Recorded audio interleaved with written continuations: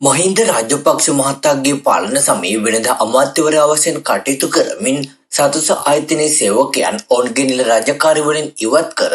දේශපාලන කටයුතුවල යෙදවීම තුළින් රජයට පාඩුවක් සිදු කළේ චෝදනා කරමින් හිටපු අමාත්‍ය ජොන්ස්ටන් ප්‍රනාන්දු ඇතුළු විත්තිකරුවන් 3 දෙනෙකුට එරෙහිව අල්ලස් කොමිසම විසින් ගොනු කර තිබෙන නඩුව අද කොළඹ මහාධිකරණයේ හමුව යළි විභාගයට ගන්නා ලදී. කොළඹ මහාධිකරණ වෙනි ශ්‍රී ලංකා ජයරත්න ඉදිරියේ මෙම නඩුව විභාගයට ගත් අතර එහිදී අමාත්‍යවරයාගේ සම්බන්ධීකරණ නිලධාරී වශයෙන් කටයුතු කළ එච්.එම්. විජේරත්න මහතාගේ විත්තිය නීතිඥවරු විසින් හරස් ප්‍රශ්න විමසීම සිදු කරන ලදී.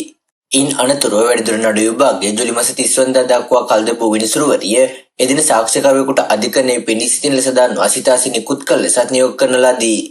2010 වසරේ සිට 2014 වසර දක්වා කාල සීමාව තුළ වෙළඳ අමාත්‍යවරයා වශයෙන් කටයුතු කරමින් සතස ආයතනයේ සේවයේ නිරත සේවකයන් ඔවුන්ගේ නිල රාජකාරි වලින් ඉවත් කර